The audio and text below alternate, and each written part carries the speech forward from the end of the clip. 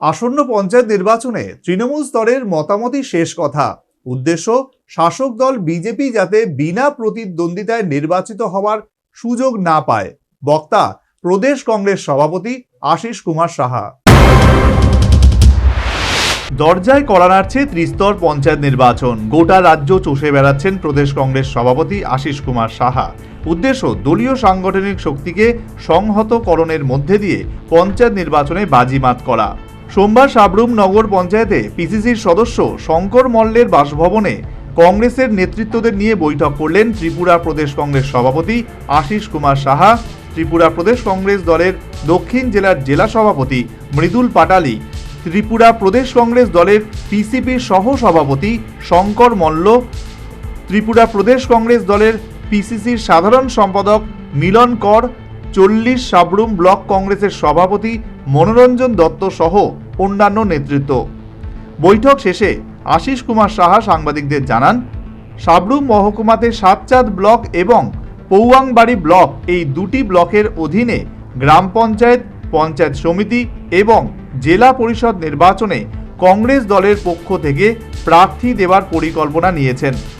আশিস কুমার সাহা সাংবাদিকদের মুখোমুখি হয়ে আরও জানান, এইবারে ত্রিস্তর পঞ্চায়েত নির্বাচনে কংগ্রেস এককভাবে নির্বাচনে লড়াই করার তৃণমূল স্তরের কর্মীদের ওপর ছেড়ে দিয়েছে। দেখুন, এটা জোট বলতে সর্বভারতীয় ক্ষেত্রে ইন্ডিয়া মঞ্চ এটা সর্বভারতীয় ক্ষেত্রে এটা পরিলক্ষিত হয়েছে। আমরা এই রাজ্যে বিগত দিনে আসন ভাগাভাগি করেছি। যেহেতু একদম তৃণমূল স্তরে নির্বাচন, এই নির্বাচনে তৃণমূল স্তরের নেতৃত্বরাই সিদ্ধান্ত নেবেন। আমরা তাদের উপর দায়িত্ব দিয়েছি।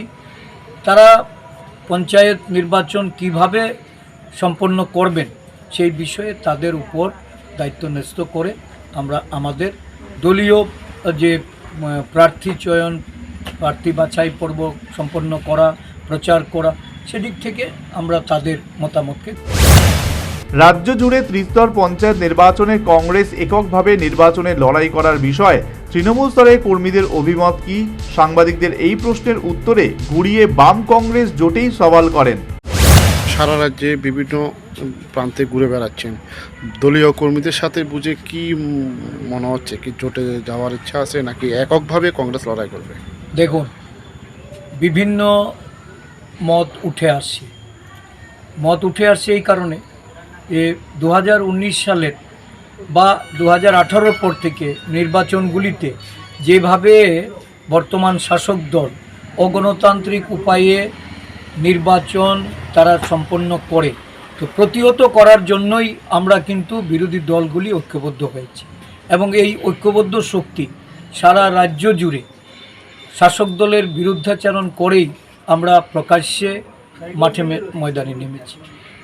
একটা পর্যায়ে আমাদের নেতৃবৃন্দ চাইছে যে যাতে বড় পরিসরে নির্বাচনে লড়াই করতে পারে, সেই দৃষ্টিভঙ্গি নিয়ে তারা নির্বাচনে প্রতিদ্বন্দ্বিতা করতে চায়। তো সেই সুযোগ প্রদেশ কংগ্রেস আমাদের তৃণমূল নেতৃত্বকে এটা করে দেবে। এছাড়াও পিসিসি সভাপতি আশিস কুমার সাহা আরও বলেন, আসন্ন ত্রিস্তর পঞ্চায়েত নির্বাচনে কংগ্রেসের মূল লক্ষ্য হচ্ছে শাসক দল বিজেপি যাতে বিনা প্রতিদ্বন্দ্বিতার রাজনৈতিক ষড়যন্ত্রে সফল না হয় সে বিষয়ে উদ্যোগ গ্রহণ করা, আর এজন্য বিজেপি বিরোধী দলগুলোকে এক মঞ্চে নিয়ে আসার চেষ্টা চলছে।